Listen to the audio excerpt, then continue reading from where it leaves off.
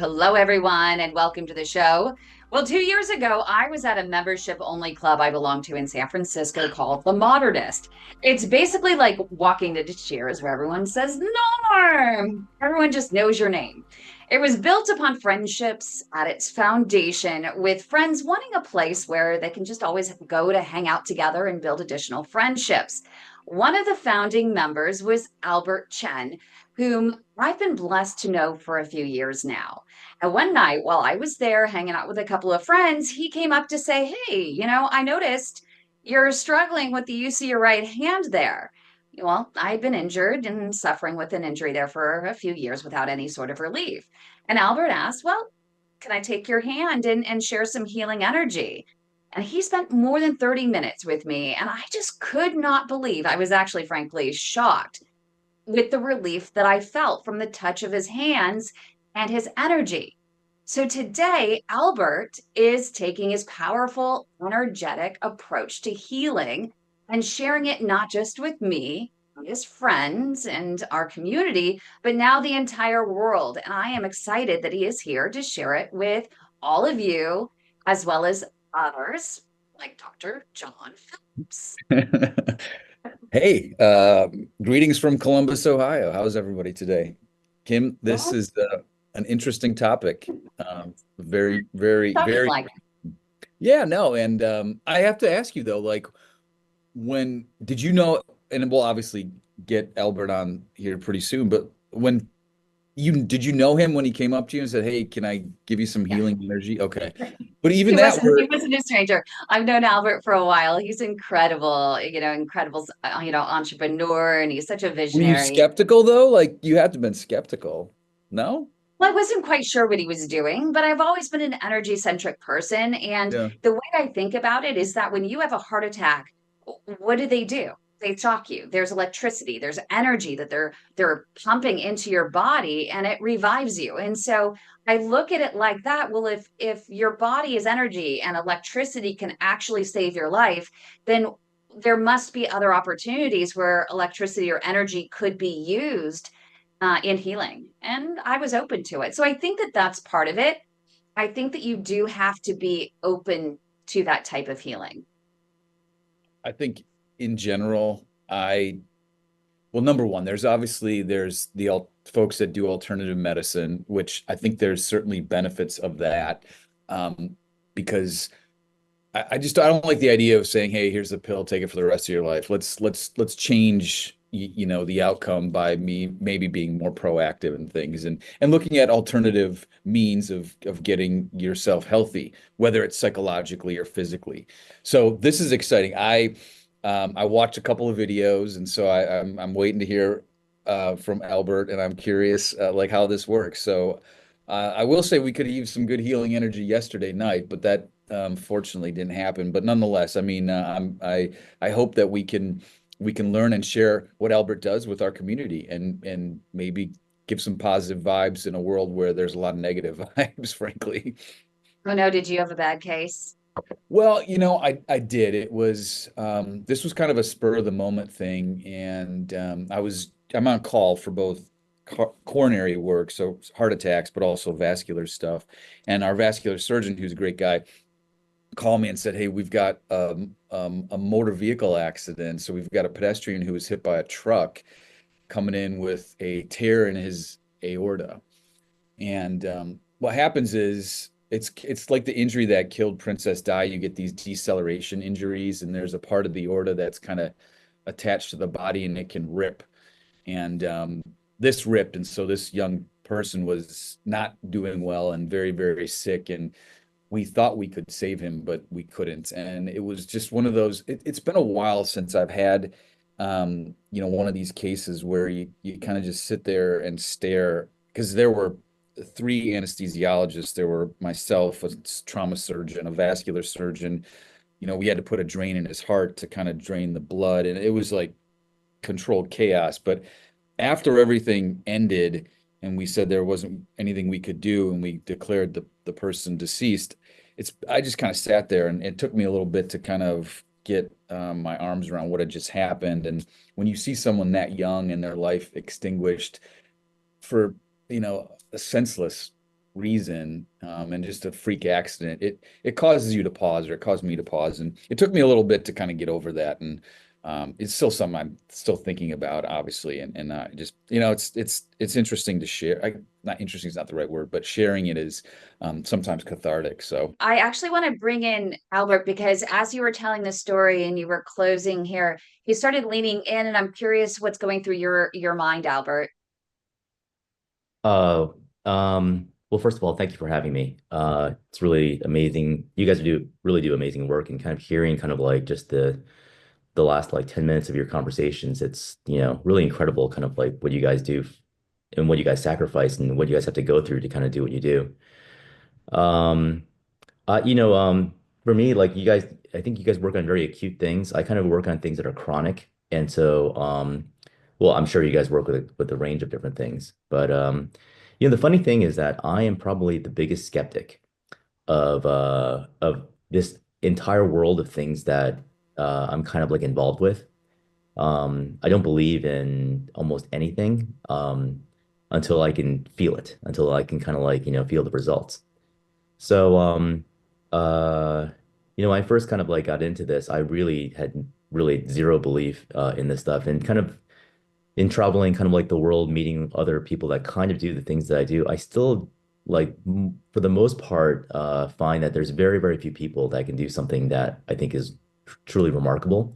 And so I think that this field kind of gets like an interesting reputation because it's got like mixed results. So we're definitely trying to kind of like address some of that stuff. But yeah, maybe I can start by just kind of telling you how I got into this. Sure. Um, Would love that.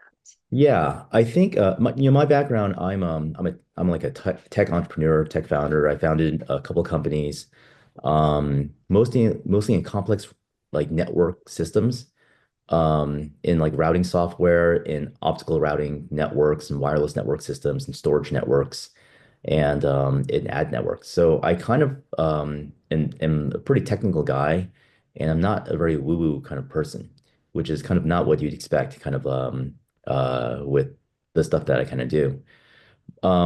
About close to like 28 or 29 years ago, I had an accident. I basically was at the gym and I was doing deadlifts, and I herniated a disc in my lower back, and that resulted in this really bad sciatica. So I had this sciatica for about 4 years, and I tried everything conventional to try to fix it, but it was pretty debilitating. I couldn't really drive. I couldn't sit for very long. The pain that was kind of in my lower back and down my leg was just really, really, really bad. And And coming up right here on the Heart of Innovation, we're going to continue to hear Albert Chen's story and find out the catalyst for change in his life and bring him into this world of healing. That's next, right here on the Heart of Innovation on KDLW. Don't go away. How many procedures are you willing to go through? Is it worth going through that many, or would you rather just cut your leg off? That's funny. Was it worth it?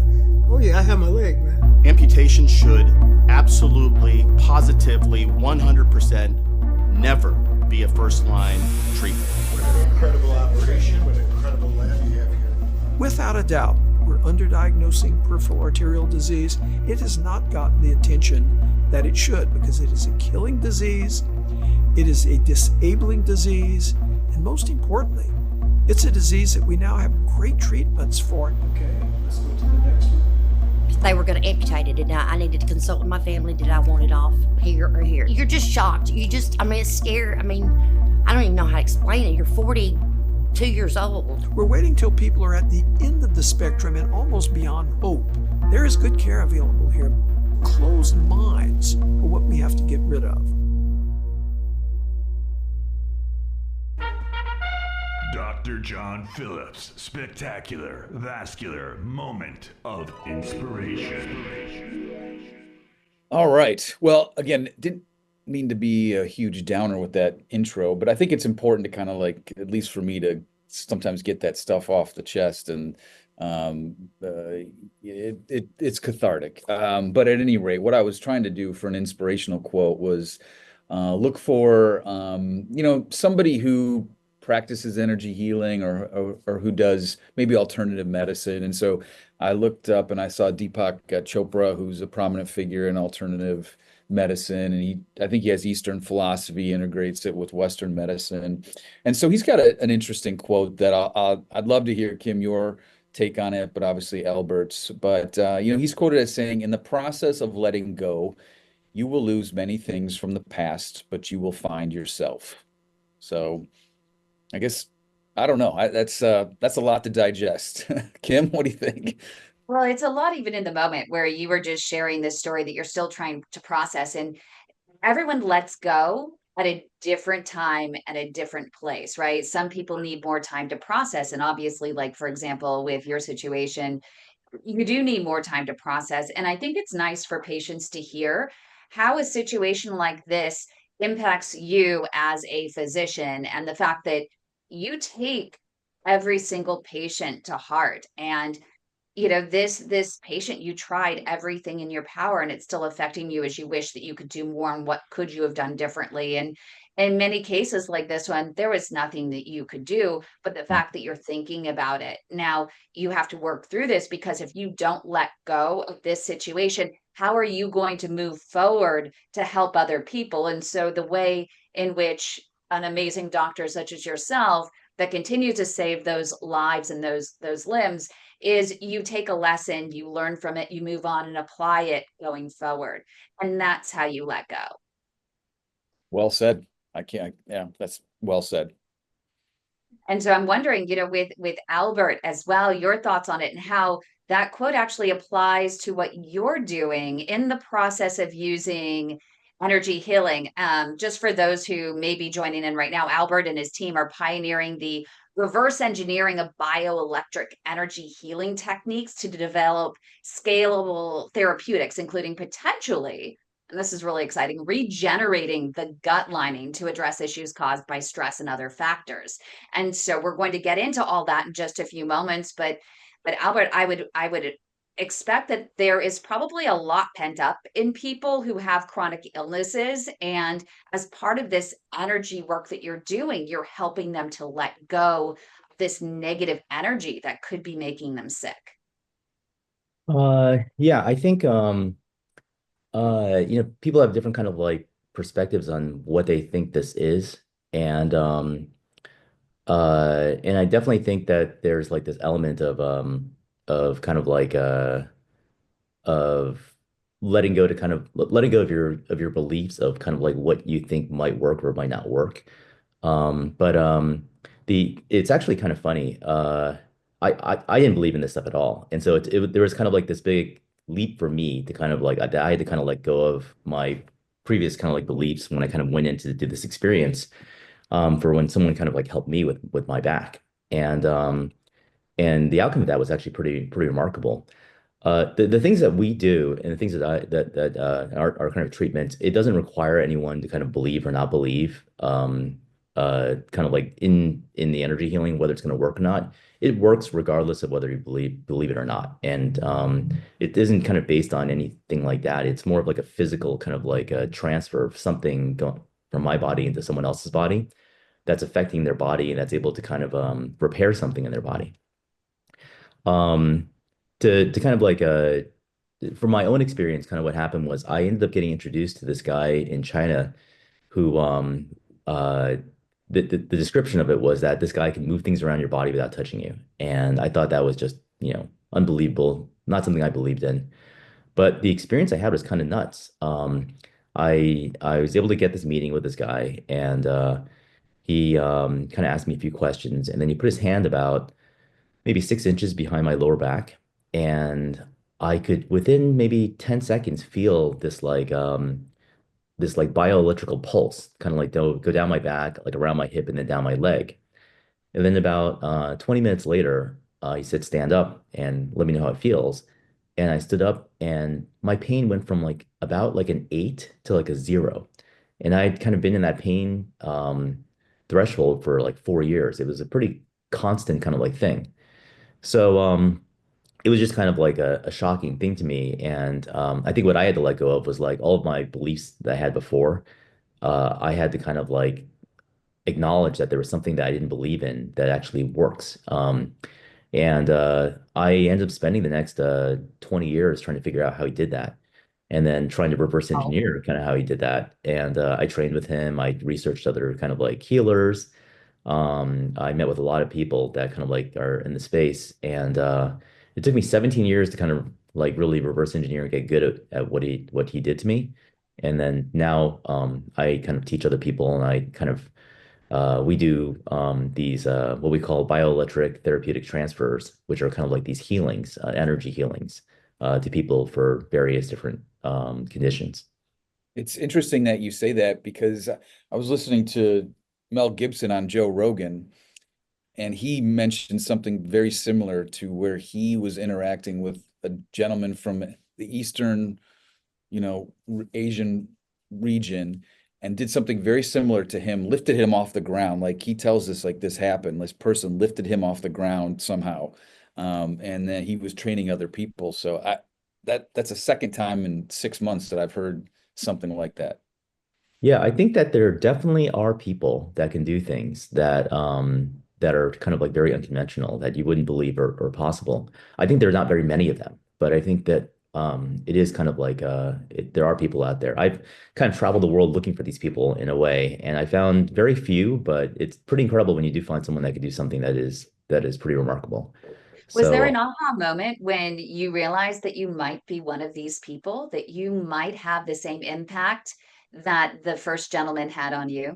I think that my initial thing was I want to learn this because I've searched the world trying to find a solution for my own issue, and this is the only thing that's ever worked. And so I need to be able to, and this guy kind of like went away, went back to China, and I couldn't find him for at least another year, right? And so in that time frame, I went around looking for someone else in case something were to happen again. And I have other little things that I kind of wanted to fix, and no one could fix any of those other little things either. And so for me, it was more of this is important, and this is unfindable. I need to be able to be able to access this if I need it, right? And so that's kind of why I got into it. And the interesting thing about this is that it's not like there are people born with disability. It's kind of very trainable. And I would say that 80% of people out there are kind of like trainable to kind of like learn this thing that I can do. And it's really about kind of like just being kind of like relaxed enough to kind of feel this like energy, and then be able to kind of like grow it through this like physical training that we do. The thing I do, by the way, doesn't use your mind at all. It's purely kind of like physical. Like you hold the squat every day for about an hour, and you just relax. You can watch TV, you can kind of like do anything like but kind of like focus on what you're doing. And this kind of like sensation just gets stronger and stronger in your hand. And that's kind of like the energy that I use to kind of heal with. But as you Coming train, up right here on the Heart of Innovation, we're going to hear more about how he's training individuals on how to become a bioelectric energy specialist, such as himself, through starting with a squat for 1 hour while you're watching TV. So don't go away. Stay with us right here on the Heart of Innovation on KDOW. Your type of condition is called critical limb ischemia.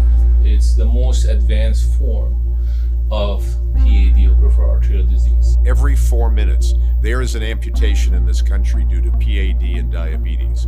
We also know that 85% of these amputations are preventable with early intervention. It's a flip of the coin. Patient prognosis is tied to whether or not they are referred to a true expert in the management of peripheral arterial disease.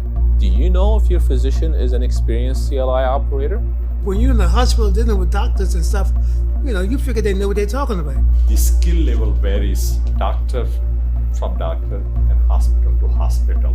Patients with limb threat are in constant fear. The depression that someone experiences after they lose a limb is equivalent to those of losing their spouse of 40 years. I was stuck in a wheelchair close to 2 years, and my husband had to quit work. I didn't know what to do at this point because we had had nothing but infections and hospital stays and infections and hospital stays. And they took one toe, another toe, and then it was another toe, and then half his foot before he was even diagnosed with PAD. And all I heard was, "What are we doing here? Just cut it off." And I pulled the curtain back like, "Are Are you kidding me? Do you really want to go through all that? That's crazy. That's insane. The protocol is to send them to amputation. Always, always, always get multiple opinions. We do have options. We need to listen more to our patients. If you're going to chop off their leg anyway, why not just let someone else try? This is the progression. First comes the wounds, and then comes an amputation. And I wasn't going to accept that. So that's what it's like to try to save a leg.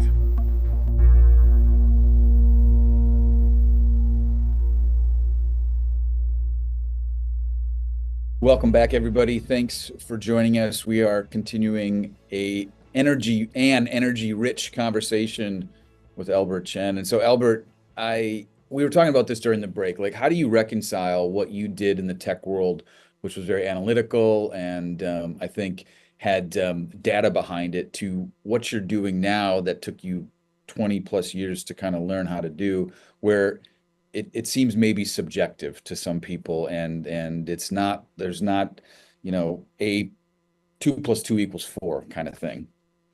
Yeah. So I think in the last 5 years, I've been kind of like working on taking kind of like the ability of what I can do and converting it into something that is more kind of like scalable. And so I think ultimately, before I basically had a whole bunch of stories of like me, I healed this person, I healed that person, and those are great. But I'm turning that into data, and what I'm really doing right now is I'm basically taking all the case records of all the people that I've actually been able to help or heal, and I'm basically doing a longitudinal study on all of those cases, so we can kind of see what works, what doesn't work, how long things work for, how long things last for. What kind of went into it, kind of like to do it. And the other thing I'm doing is I'm actually kind of like standardizing a certification process to be able to kind of like develop someone to be able to have this ability. And so the ability for me to scale myself and replicate myself to, from one right now to about 10 people that can kind of do almost like completely what I can do for mostly limb pain. There's definitely some kind of like organ and like neurological stuff that I do that my students kind of don't do right now. But and then we're basically taking all of the people that we help, and we're actually going to just study all of that data. And then long term, I'm trying to really understand kind of like the science of what's going on and reverse engineer this into some kind of therapeutic. That's incredible. Do you have a story that really stands out where even you went into the situation thinking, there's no way I can do anything, but why not try? Yeah, like I'm a skeptic. I actually tend to work only with skeptics, because it's I find that people that are really believe in this stuff, they kind of like believe in it, and they like to me it's got to work regardless of whether you believe in it or not. And so I tend to work with skeptics. And my community at Modernist, and most of my friends are kind of like tech founders and people that are not really into this stuff. And you got to imagine, like, I got into this like 25 years ago. 25 years ago, meditation wasn't it really accepted. Yoga wasn't really accepted back then. This is like in the late 90s. And then so the world's kind of evolved definitely kind of like a bit where people are at least kind of open to this. But in my journey of kind of like trying to tell people about this and kind of like spread kind of like just the understanding of this, it's been definitely very challenging. And I think there's really no way to believe this until you experience it. There's a lot of people that kind of like do these kinds of things, but like the outcome of like the results is really, I think, the remarkable thing. But it all starts with you actually. Before every single patient that you help, you need to do this squat exercise for an hour, or is this just once a day and then you have the healing power all day long? That's kind of how it works. Yeah. Basically, I train like every day, and then it builds up this kind of like pressure in my body of like energy. And then I can kind of like let that out. And then when I let that out, it acts as kind of like a therapeutic, like healing. But so is it like a pressure release valve and you deplete it to zero as the day goes on? It is, the funny thing is how I explain sometimes to my students, it's kind of like peeing. Like you have to kind of like let go to kind of with your muscles to kind of like let it start going, and then you could put pressure behind it kind of like to get more of it out. there's some pressure that you kind of develop through this like squat that we do for training, and it kind of like makes this feeling stronger. The lower you squat, the longer you squat, the more often you squat, this feeling gets stronger and stronger and stronger in your hand. And then over time, you're able to control it. You're able to kind of like on demand, like not by doing the squat that day, but I can just release it, and then it will just kind of like open up, and I can project it into someone's body.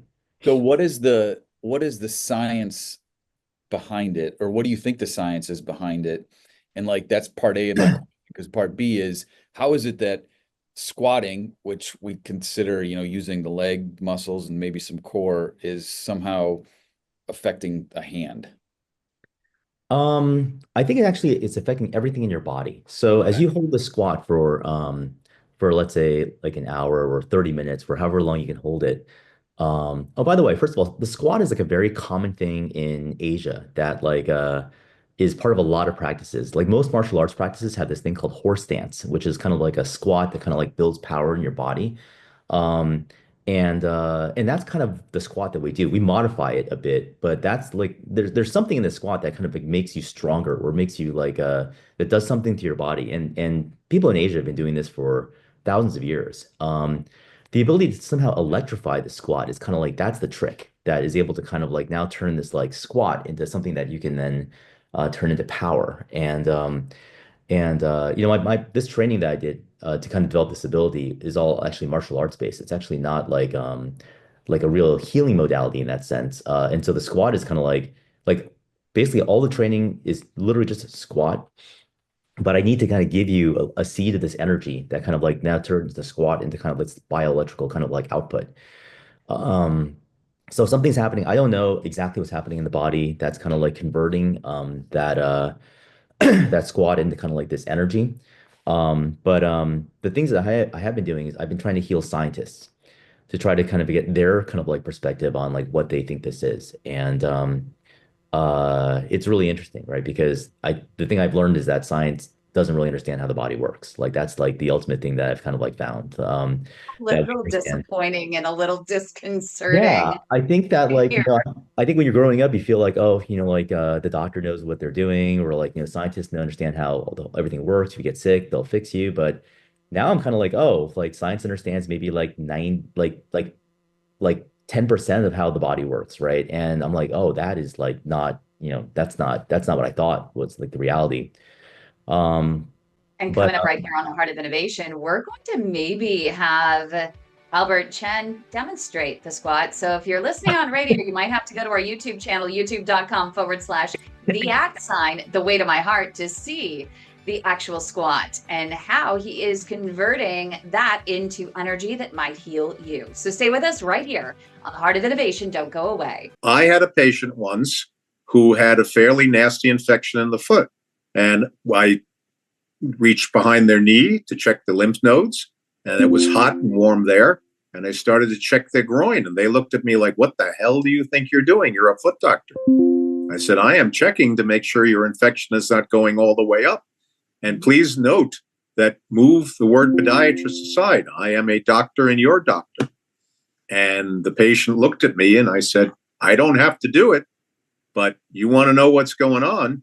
And of course, as it turned out, they were hot in the groin too. So rather than sending them over to a vascular doctor, I sent them to the emergency room, ordered some IV antibiotics. Let's get the infection cured. And then, by the way, we'll start addressing other things too. So you do need to think out of the box a little bit. You do need to touch patients. You can't be afraid to do that. Unfortunately, when you only have 6 minutes of you and the patient in the room, and you're spending 3 of them looking at your computer screen to make sure you fill out all the boxes, it's happening less and less. Kids, the more we do this show, the more I realize, and Kim, I think you would agree, that this needs to be like at least an hour and a half or 2 hours long. Because during break, we're just Albert is giving me all these questions are coming to mind. So, but we only have two segments left. So, Albert, can you have an app that can kind of walk people through this? But you'll have to share that app with us. But more importantly, can you demonstrate for our YouTube channel how you do the squat? Yeah. I don't know if you could walk us through this verbally. I'll walk you through, but why don't you do it with me? Okay. Yeah. Okay. So basically stand up and the squat, let me see if I can get a better angle here. Okay, so basically the squat is like you're just kind of like you're leaning down and you're putting like basically pressure on your thighs. Are you up against the wall? No, you're not. I'm not like against the wall, but I'm out of space here. That's why. So, okay. And then basically like I'm putting my hands out in front of my body, and I'm just kind of cupping my hands kind of like lightly. And then so I'm gonna do this thing. I'm gonna see if you can feel it over Zoom.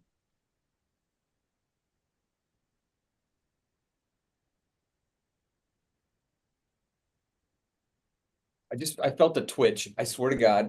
Yes, that's So exactly. I feel like a pull, like I'm being pulled forward. Yes. Okay. I felt like a little pulse. Yeah. So that's what it feels like. Yeah, my right hand is like twitching. Yep. Okay. So you can kind of like feel a tingling, kind of like pulse, like a thing. This is really crazy. No one is going to believe us, but I swear to God, feel it in that right hand that you were helping before. Yeah. And so I can kind of like even move it around between your hands. I can't tell if like you're telling me that, so I'm thinking it. Yeah, that's what I'm thinking too. Okay. I've literally felt a twitch, like I got shocked. That's exactly what it is. Okay. So basically, oh, actually, no. I just lost my medical license, so thanks, okay. Albert. Okay, actually, so you can do this, and you just kind of like stand there, right? I'm going to put the energy in your hands. Mm-hmm. You feel it? Mm-hmm. Thank you. Okay, it should be there. I'm going to leave it in your hands right now. Okay. Okay, still there, right?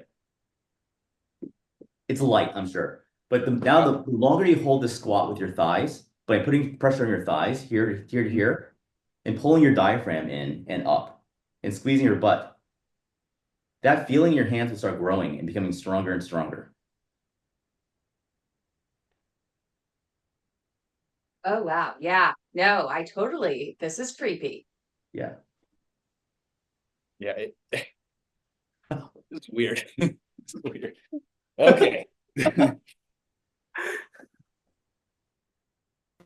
Wow. So and now I can feel like what's interesting is I can feel like this, I don't know if I'm going to explain this properly, but like a huge, like the energy just kind of flowing right down now. Yeah. So I think what I can do is I can control the energy in your body like through Zoom, which is really weird. Like I can kind of like move things around. People can feel things like over Zoom. I like healing over Zoom. It actually works, but it doesn't work nearly as well as when I do it in person. And it's also harder for me. Like so the one thing that happens to me is that when I do this, I can feel what's going on in the person's body that I'm transferring energy into. And so that's kind of like my radar to kind of like know how to heal someone. Like when I put energy into your body, I can move it around by just moving my hand around, like left or right. The energy just goes left or right. And then I get a signal back in my body of what you feel in your body. So if you have shoulder pain, I'll get kind of like shoulder pain in my shoulder in the same place. And then that's how I know where the problem is. And then I can actually use the energy to kind of like reconnect something kind of like between almost all my healings actually start from the spine and then go out to like the limb, because I find kind of like that's where the root, like most problems are.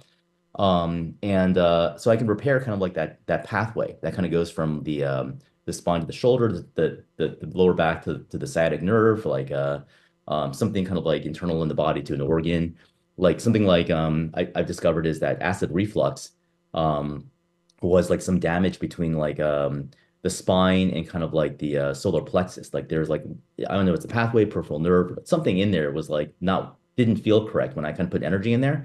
And then when I reconnected that with the energy, that's kind of how that resolved that issue. So I actually was afraid I wasn't gonna feel it. I'm especially in there, because I wasn't sure if you were going to. I was going to play it off as, oh, he's just targeting Dr. Phillips. You know, if I didn't feel it, I was just going to say, so Dr. Phillips, how do you feel? Like literally when we first started it, I felt like a little shock in my hand, my left hand. a lot of that is what happening is that like it's almost like you know when electricity runs through a light bulb filament and Mhm. like and the resistance from the light bulb filament kind of creates like the heat and light. So I feel like what's going on is I'm able to kind of project some kind of like electricity or something into your body, and then where you feel it typically is like where you have a little bit of damage, and kind of like those like snaps that you kind of feel, where like the is actually kind of like repairing something in your body, like reconnecting something in your body. Um, and so like some people like that are really healthy kind of like actually have a little bit harder time feeling. They can feel it, but it kind of like just moves through their body kind of like because there's no resistance kind of holding it back. I see. And so So you've worked with some obviously famous people, athletes, and things like that. So because they're always like you read about some of them looking for alternative means of healing Yeah. themselves. Yeah. yeah. Um, hyperbarics and cryo chambers and No, they're things. all trying to get like that 1% edge, right? So Right. like and they're all and they've tried everything when they're still injured, which like so many people are. It's interesting. Like definitely sports is a whole market for us. The one thing where it makes it very hard for me to heal someone is after they've had surgery. Oh, So they've had interesting. surgery, especially if they've kind of had like some metal kind of implanted in their body, like the energy will push up and try to like break through that, and then it'll create pressure and actually it'll create discomfort. Oh, really? Yeah. So anything artificial in the body like is kind of like bad. Like I was trying to heal someone that had tinnitus and this is I'm learning too. I'm trying to figure out what we were able to affect and what we're not able to affect. And I wasn't able to affect it. It kind of actually made it worse too. And it was like kind of like, in the same way that you have kind of like cases that don't work and they're Mhm. very, hard. To me, it's kind of like if you've had so many successes, then you have something that doesn't work, you're kind of like, oh, why didn't it work, right? And then it turns out that person, like years later, told me like she had an IUD. When she had that removed, then the tinnitus went away. So there's definitely things that are kind of like, Yeah. fillings in your mouth, like in your teeth. It kind of like causes like other issues. So yeah, it's like I try to not work with people that have had surgery, because I don't know how the surgery will change how the healing will work. So See. So when you're doing the squat, can you ultimately like I have that hand and I do my shoulder, so which is funny because my shoulder's now feeling a little better, which is very I feel strange. better. Yeah. The- Um, and I felt the pulsating in that right hand still. Healing when you hold that squat is micro healing yourself. And so Oh, uh, And so basically, you're doing two things. You're micro healing yourself and you're building energy. But there will be things that are hard for you to break through. Like, and I say that, like, let's say for you to fully heal your shoulder, you might need to hold that squat like really low for like 4 hours a day. oh my Um, but it's much easier for someone else to kind of heal you. Can you train ev anybody? Almost anybody. Okay. So basically, I can train anybody and they can do it for their own health, but whether they can actually get the energy out of their hand is harder. But I God. still about 80% of people can do that. It's still there's like it's actually more of like a natural like a normal like distribution curve. Like maybe like 15% of people like can't feel the energy and have a hard time kind of training because they have no feedback mechanism of like whether it's working or not. And then 15% are like super sensitive. Like they can feel like everything like moving in their body like really, really easily. And then most people are just in the middle. They can feel it, but like they have to kind of like work at it to kind of like to be able to feel more of it. That But as is long as so you're kind of in this like 80% of like, you can feel it a little bit, I can train you to be a healer. But so do you have to have a chronic issue, so chronic physical medical condition to benefit from it? Or, I No. mean, so could you take somebody who's, feeling a little bit gray in that particular day or down in the dumps and give them some positive energy to help Yeah. them In feel in better? in Chinese, that's called wu qi, which basically means kind of like add energy to your body. And ultimately, this is actually a longevity practice. This is like the original longevity practice, like started thousands of years ago in Asia, where people just did this, when you're talking about Tai Chi and other things like that to kind of like improve their health, right? And I think what I'm researching too is kind of like what's going on in the healer's body, or the person that trains to kind of like increase their power, their like life. because I'm wondering if like a Dr. Phillips, for example, could use this as a practice in the morning before he goes into the hospital. Yeah, absolutely. And when he goes and he reaches out to patients to shake their hand, maybe it's a little bit more of an extended handshake with a clasp and just, how are you doing? And as part of that, he's transferring his healing energy into the patient. You gotta come and try this. You just gotta feel it. Like hopefully you can feel it. But Now, do yeah. you have to be like, do you and your students have to be physically connected? Like, can you do this teach people over Zoom? I can teach people over Zoom, but it's easiest if you've been in person at least once. Okay. So you once you feel it once, it's really easy to replicate that. But the way you get really good really fast is kind of like you keep feeling it over and over again from someone else that can do it. And so now, like in my class, I can get this is how crazy it is. Although it took me like 17 years to figure this out, I can train a new healer in 90 days. But they have to kind of be here like for the 90 days, right? Like come to see me like twice a week, like we're in person, like training like twice a week. Otherwise, it just takes longer. And are there other things you need to do, like eat a special diet or, Nothing. sleep with one eye? I don't know. I'm just. No, yeah, nothing. Yeah. And Coming up right here on the Heart of Innovation, we'll have final thoughts from Albert Chen on the 3 phases of his business that he hopes to expand globally. So stay with us right here on the Heart of Innovation on KDOW. Don't go away. Your sugar runs high, it's more than a sign. Diabetes creeping in, it's a dangerous line. Pre-diabetes too, don't think it's too light. It can lead to PAT, so start the fight. Sugar's sweet, but the cost is real. High blood sugar makes your arteries feel clogged. Slow flow, it's a ticking time bomb. Catch it early, stay strong, and keep your legs on. Sugar's not so sweet when your leg is in pain. Not controlling sugar is where peripheral artery disease sets in. Got sugar? Get checked. Don't wait too late. Save your legs, save your life, take control of your fate. Leg pain, cold feet, neuropathy too. These are signs diabetes caught you. High sugar's the link where circulation and pain left untreated. Your leg might end inflamed.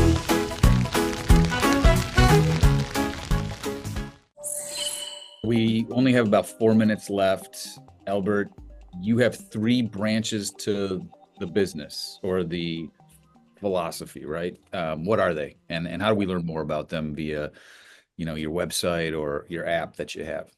Yeah, so my main business is called Bios Vitalium, and Bio stands for bioelectric interhuman operating system, and Vitalium is actually how I'm kind of coining the energy and kind of like what we're doing. So Bios Vitalium is actually a healer co-op. Like it's actually owned by my team of healers that I've kind of trained, and we're gonna kind of like go to the world and try to heal as many people as we can to kind of impact kind of like the world. So we want to grow this healer co-op and get more people to kind of like create more healing capacity. And the way we're gonna offer it is that people can buy these healing credits called Vitalium, and they'll be able to offer them to get a healing. So you basically request kind of like healings in our marketplace with these healing credits, and then we'll have healers kind of like pick up and schedule like different people's healings. But the cool thing of how it's going to work is that you pledge the amount of credits that you want to offer the healer, and then you only transfer them based on success of the healing. So if it doesn't work, you don't kind of transfer the credits. You can kind of sell them again back in the marketplace of the credits. But the way the credits do work is that they go to the healer, because the one thing that happens when the healer heals you is that they lose energy, and then a lot of times they actually take on the pain where they need to be healed themselves. So the credits allow them to go to another healer to get healing and to get energy back to kind of heal themselves. So that's kind of like the point of the credits. We're also asking people to donate to our nonprofit. It's called Biosingularity Institute, and we're studying through the nonprofit all of these healings. We're basically getting the case records. We're going to do a longitudinal study on what works, how long it works for, like what it works for, who is a good kind of healer. And we're trying to really kind of like figure out in a clinical environment, like what's going on in the body of the receiver and the body of the healer. And then the last thing I'm doing is a company called BioDaVinci, where I'm the chairman, where I've kind of like merged with a scientific team to kind of reverse engineer this bioelectric effect of the body, the therapeutic effect of the body, through a pill. So our goal there is to actually understand kind of like through the science of how bioelectricity works in the body. So there's a lot of research that has been done in the last like 10 years in this field of bioelectricity and around an area called ion channels. And so we're doing basically ion channel drug development, drug discovery, using AI to kind of like try to really map the entire kind of like electrical system in the body, or its bioelectrical system in the body, and then figure out kind of what we can do to affect the body for different diseases and different issues. So where can people go to find out about this and to download also your app to participate? You can go to biosvitalium.com. It's BIOS Vitalium, VITALIUM.com. And that is it's kind of like my main site. We're not fully launched with our healing kind of like portal yet, but you can sign up to kind of like request an invite to it when we go into private beta pretty soon. And the app is it's currently App Store only, but in the next week it'll be App Store and Google Play Store. So, what's it called? Bios Vitalium. Fantastic! Thank you so much, Look it up Albert. right Chen, now. really appreciate you. I know exactly. This is incredible. We really appreciate you being with us and sharing your energy with us and our entire audience. And we wish you the greatest of success. And hopefully you'll come back in a few months and share with us even greater success and more healings along your journey. Thank you, everyone, for joining us. I hope you have a wonderful, wonderful weekend. Thank you for having me. You have leg cramps that stop you in your tracks. Aching and tightening that always comes back. It could be your arteries signaling something's wrong. Let's dive into this journey, come along. Walking down the street, feel the buzz let in. Simple shows turning into fights within. Don't ignore the signs, your body's playing loud. Time to act now, stand up and